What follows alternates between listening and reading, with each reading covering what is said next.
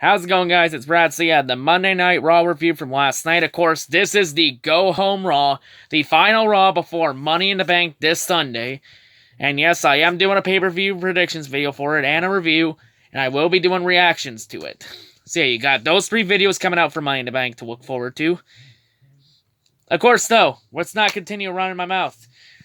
Enough of that. Let's just go right into the episode. So Money in the Bank starts off with all 8 competitors for the Money in the Bank ladder match for Raw, the men and women respectively, in the ring on ladders to have a confrontation. Of course, Kurt Angle was out there to supervise there along with Baron Corbin. And Baron Corbin had a new look because he shaved his head bald to match Kurt Angle. So now Baron Corbin is bald. And to be honest, I sort of like Corbin better when he had the hair. I sort of don't like this bald head Corbin. I would never imagine him bald, like, wow, he looks so different.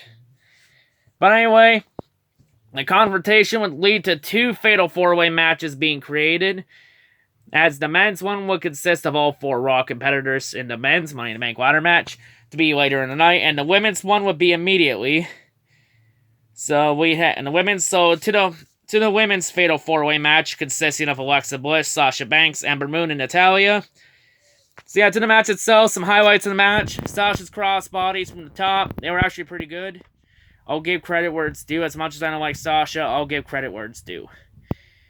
And Natalya, Alexa would attack Natalya's tweaked knee for most of the match.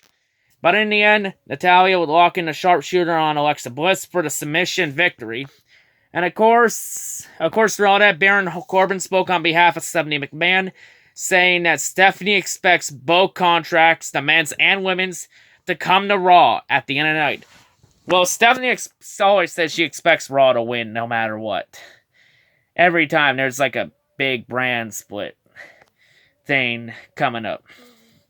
I don't think Raw's not going to get both of them. At the bare most, they're going to get at least one, maybe. Maybe one, we'll have to see. But yeah, that's where we go with that segment. Next up, we get a tag team match. We get Dolph Ziggler and Drew McIntyre versus Queer Zongo. Couple highlights. One actually. Drew McIntyre's powerbomb on Fandango on top of Tyler Breeze. So it's pretty well executed. That's what I want to see happen to both those bitches. Fuck Queer Zongo. In the end, Dolph Ziggler and Drew McIntyre would hit a zigzag Claymore dropkick 2-4 combo on Tyler Breeze. Then Dolph gets the 3 count for the win. After the match, Dolph Ziggler claimed the Battle Royal last week was a fluke, and then Drew McIntyre said the team's mission is to save the tag team division by taking out every other team in it. So yeah, next up, we get a segment. Jinder Mahal comes out saying he doesn't want to wait till Sunday for Money in the Bank to fight Roman Reigns and challenge Roman to a match right there, right now. So Boring Fuckface comes out. Boring Fuckface gets booed. Boring Fuckface does this slow-ass, stupid walk to the ring that looks like shit because Roman Reigns thinks it's fucking cool in his world. As soon as Boring Fuckface gets in the ring, the jobber Mahal would sub in that pussy-ass Sunil Singh for the match. So to the match itself, this was literally the match. Bell rings. Reigns hits the spear on Singh, that shitty-ass spear, and Roman gets a 3 count for the win. Who is fucking surprised Roman squashed Sunil Singh? Who is literally fucking shocked? But after the match, Mahal would attack Reigns from behind for post-match assault, and Mahal would wrap it up by hitting Roman with that shitty-ass Colossus that was fucking garbage. Yeah, and of course, like I said, for this match between Roman and Jinder Mahal, I have a special prediction for this match. What is that prediction? Well, you're going to have to wait till the Money in the Bank predictions video to find out. So yeah, but since most of you know where I stand with both Roman and Jinder, I think you got a good idea what that special prediction could be. So yeah, continuing on. Next up, we get a tag team match. We get the bandwagon team, Bo Dallas and Curtis Axel against Heath Slater and Rhino. This match was just terrible. Dallas and Axel would hit their finishers so respectively on Heath Slater, and they get the 3 count for the win. Who fucking cares? After the match, Broken Matt Hardy and Bray Wyatt, the Raw Tag Team Champions, appear on the Jumbotron and warn the bandwagon team. The game is afoot. And when this is finished, we will eat you and delete you. Yes, Bray and Matt, please delete this team. Please delete them to the depths of hell. It would bless my little heart with joy. So continuing on, we get another segment. So at the start of Raw, Elias would attack Intercontinental Champion Seth Rollins. So Elias would come out to the ring, of course, to do his little promo, guitar thing. And before all that, Elias would then unveil a custom-painted guitar, allegedly presented to him by John Mayer, decorated with an image of the Intercontinental Championship on it. And to be honest, though, I saw that guitar. It actually looks pretty good. It actually looks like a pretty cool design. But too bad that guitar suffered the fate of any other guitar. Because what would happen next? Well, Seth Rollins would come out, and a brawl would start, with both exchanging haymakers. Seth would force Elias out of the ring. Elias would run away, leaving Seth in the ring alone with that John Mayer guitar. And to no surprise, Seth would smash the guitar. Too bad. That was a nice guitar. That was a nice guitar. It's so sad. So yeah, continuing on, we get a one-on-one women's match. We get Ruby Riott versus Bayley. So, for most of the match, Ruby would attack Bayley's shoulder.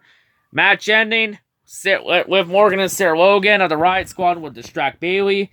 Ruby would ram Bayley into the ring post shoulder first. Then she followed up with the Riott kick and got the 3 count for the win on Bayley. But after the match, Ruby Riott would then grab a Bama lipstick. There we go. Just find my wording there. She would grab a stick of lipstick, black lipstick, might I add. And then she'd draw a huge R on Bayley's chest to signal those team's logo saying. And then they're saying they're going to mark off all their opponents with this signature R, one by one. I'm wondering, is this R going to look like the logo from Team Rocket? Like, wow. But yeah, continuing on. Next up, we get a face-to-face confrontation between Ronda Rousey and the Raw Women's Champion, Nia Jax. So Nia Jax claims she only challenged Rousey to a match at Money in the Bank because Nia believes that Ronda isn't truly ready for the headbutts, hair pulls, and elbows that are hallmarks of WWE-style competition. You know, Nia, there is more to that than just... There's more to WWE-style competition than just headbutts, hair pulls, and elbows. Well, hair pulls are fucking pussy moves, so I don't know why you put that in there. Like, the only people that really do hair pulls are the goddamn women. The men don't do that shit.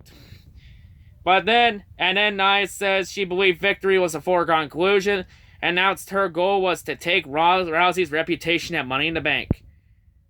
Nia, I'm pretty sure Amanda Nunes and Holly Holmes have already beat you to the punch on that one, when both of them knocked Rousey clean the fuck out at UFC. Of course, Rousey then bristled at the assertion she wasn't ready to challenge for a title in WWE. Well, you gotta understand here, folks. Reason she got a title match. Well, WWE was stuck between a rock and a hard place on this one. Because they didn't want Ronda Rousey to lose her Money in the Bank qualifying match or the Money in the Bank ladder match. And they wanted her to be at Money in the Bank. And really, all the Raw women they put in the women's ladder match in those 4 spots. So really, you're stuck between a rock and a hard place. So, what do you really do in that situation? What do you do? Yeah, continuing on. Nia Jax would then hit Rousey with a headbutt to start a brawl. Ronda Rousey would then take Nia down to the mat. And then lock in the armbar and force Nia Jax to tap out. So on a go-home show for Raw before Money in the Bank, you have the challenger make your champion tap out. And this match is supposed to be the main event for Money in the Bank. Seriously, Vince. Really? Really? This is how we're doing shit now. Thanks for making people not take this shit seriously. This is exactly why nobody takes this fucking company serious anymore. Because now look what you do to your champion. You made her weak. You made her look weak entering Money in the Bank. You give her no momentum. And you showed that Nia is way out of Ronda's league. Like, you gotta be kidding me. Like, is Vince that fucking retarded? Vince, are you that fucking retarded? But you know what? That's a rant for another time. I'll probably touch on that topic again in a review. We'll have to see. But yeah, continuing on, because we know let's try and think positive, because, you know, if I say Vince is retarded, that's going to trigger people. That's going to offend somebody. And then then people will start flagging the videos. And if you flag, I say why. What do you prove by flagging? What do you prove? But anyway, continuing on. Next up, we get another match. We get Kurt Hawkins versus No Way Jose. Of course, Kurt Hawkins entering the match with a 200-match losing streak. Before the match, Hawkins would actually disguise himself as a member of the cringe-ass Congo line No Way Jose has before his matches. And then he attacked No Way Jose for pre-match assault. Man, so many brawls and pre- and post-match assaults tonight. Jesus Christ. But yeah, to the match itself, that attack would only get Kurt Hawkins a 2 count. Then No Way Jose would then hit the pop-up punch on Kurt Hawkins to get the 3 count for the win. And that now extends Hawkins' losing streak to 201 matches now. Okay. Next up, we get a segment. Sami Zayn comes out. Sami Zayn challenges Bobby Lashley to a Green Barrett-style obstacle course to show if Lashley does have military background. Because that's what Green Barrett-style obstacle course is. It's a military course. It's like, you can't be. So Bobby Lashley would do the course, and he complete the course in 45 seconds. Well, Sammy, it's pretty clear Lashley has military experience. He's able to do that course. He's able to do that course in less than a minute. But of course, Sami Zayn not being able to take defeat would then blindside Lashley to start a brawl. With a few strikes, and then Sami Zayn would finish up with a hula kick. Really, every build-up segment in this feud has been shit. That segment with Zayn having 3 fucking men disguised as Bobby Lashley's sisters was garbage. Almost as garbage as the Bayley This Is Your Life segment Alexa Bliss did last year. Then the week after, you then have Zayn challenge fucking Bobby Lashley's military background. And then you do this crap. It's like, and you wonder why fans criticize this company. We want it to succeed, but this company will not succeed with the shit they are doing right now. Like, it won't happen. And you look at why New Japan's a better company than WWE. You look at why Ring of Honor's a better company than WWE. You look at why Lucha Underground is a better company than WWE. And you look at why Impact is a better company than WWE. Maybe now, Vince should just blow it up and address the flaws. Instead of just letting it fucking burn to the ground. Because now Vince's mission is we need to get back to the top at all costs. Instead of blowing it up, selling everything, and restarting and rebuilding from the ground up from square one. Vince won't do that because that would take too many fucking brain cells. But yeah, continuing on. Next up, we get to our main event, the men's Fatal 4-Way match. Braun Strowman versus Kevin Owens versus Finn Balor versus Bobby Roode. Highlights of the match. Kevin Balor and Bobby Roode would ram Braun with ladders to try and neutralize Braun Strowman. Kevin Owens' frog splash on Braun Strowman at the announce table is pretty well executed. Well done. And then, near the end of the match, Finn Balor would hit a coup de grace on Braun Strowman. Bobby Roode would hit the glorious DDT on Braun Strowman. And Kevin Owens would hit a second frog splash on Braun Strowman. So in other words, you have all the competitors team up on the biggest competitor in a multi-man match cliche. Like, that's what they did. You know, either way, they all 3 executed their finishers well there. But in the end, that all didn't matter. Braun was able to power out, take out Balor and Roode, and then Braun would then hit Kevin Owens with a running power slam onto a ladder to get the 3 count for the win. So Braun is standing tall despite all of what he suffered. And that's where we end Raw. What a trash episode for Raw. Well, then again, it's a go-home episode. So we're not surprised this episode is trash. But yeah, You want a real rating for this episode? Try this one on for size. 1 out of 10. I give this episode a 1 out of 10. Trash-ass episode. The only good part was Braun Strowman at the end. But yeah, I think I'm done with this match.